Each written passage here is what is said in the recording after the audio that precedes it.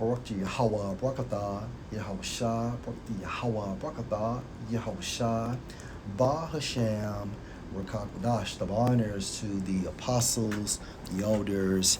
Salutations to you, sincere brothers, teaching in truth and sincerity.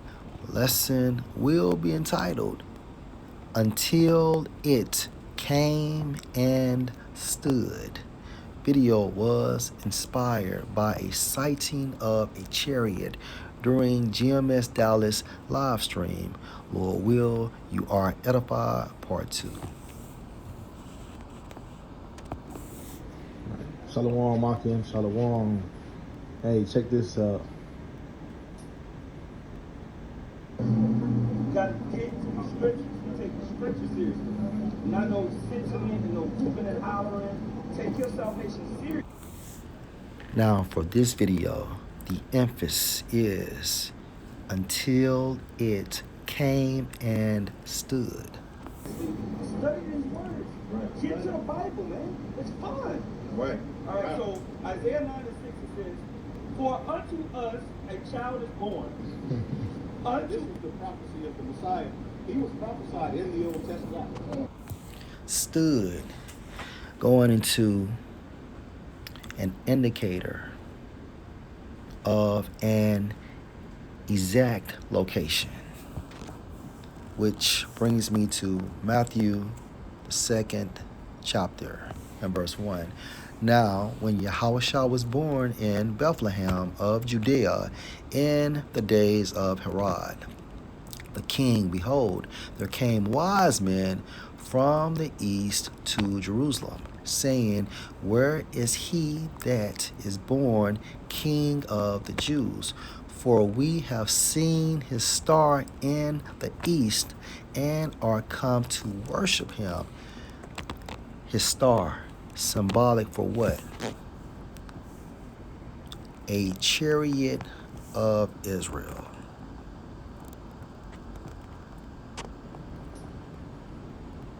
You got to get to the scriptures. You take the scriptures seriously. Not no sentiment and no whooping and hollering. Take your salvation seriously. Hence his star, referring to a chariot.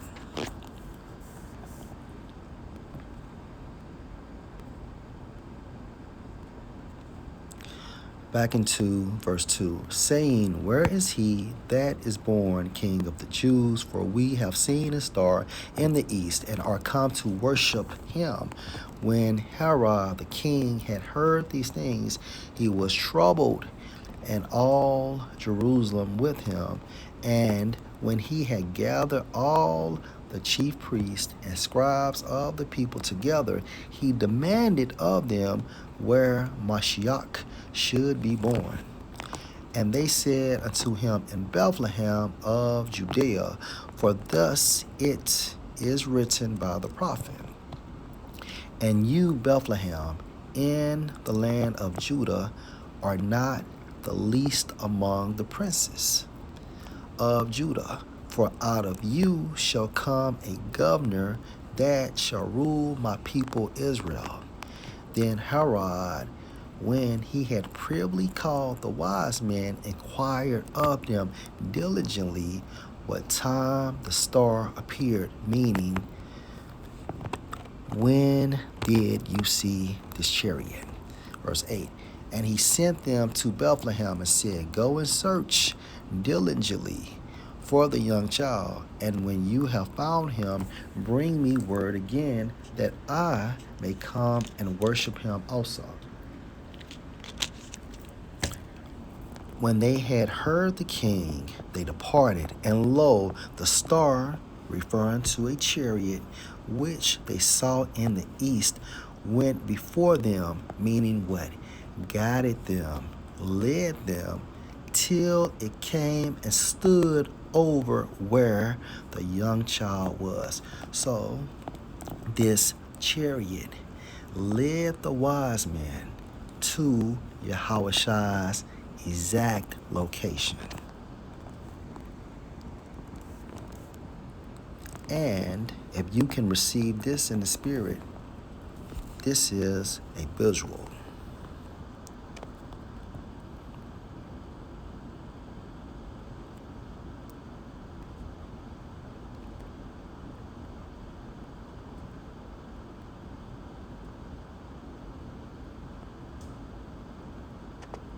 The wise men, they saw a star/chariot,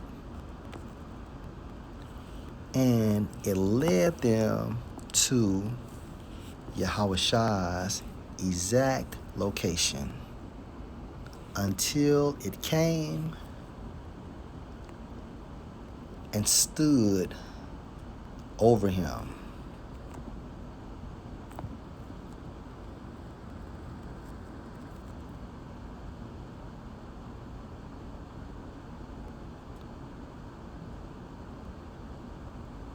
And once it got to Yahawashi's location, it stood.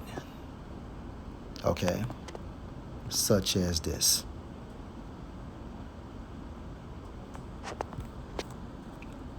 Another key point. We talk about how Columbus used the Apocrypha as information to guide him over here. Also, he saw chariots, and he identified these chariots as St. Elmo's fire. So what exactly is St. Elmo's fire? Seen as a continuously glow orb of blue or violet, and often accompanied by a hissing sound, meaning the sounds the chariots make during these clever maneuvers in the sky. St. Elmo's fire has been confused with both fire and lightning, when it's truly a unique phenomenon.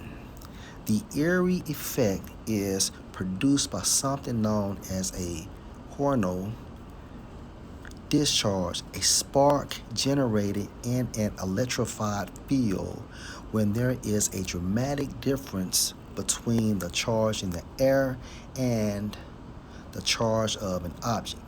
Electrified fields can be produced by thunderstorms, and the perfect objects to launch St. Elmo's fire are those that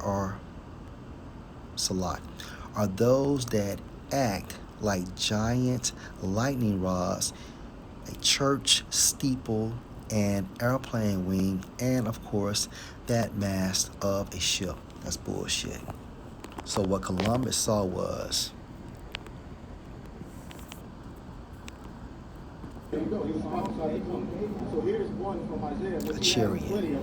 Right, go ahead. Right, for unto us a child is born, And these chariots unto us a led son is him given, to and the Americas. government shall be upon Okay. his shoulders. And this is what he called St.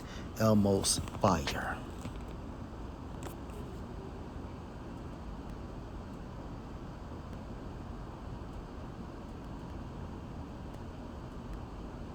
Check this out.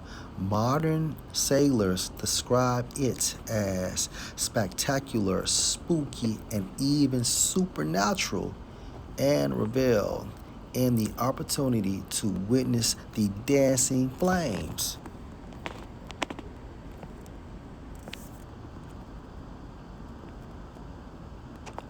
And the reason why they identify it as dancing flames because of that fire.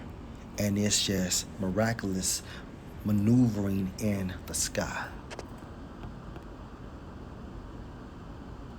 This is what Columbus saw. Hence, St. Elmo's fire.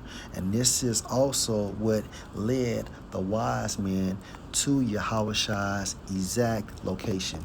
Lord will, this was an edifying lesson. Shalom.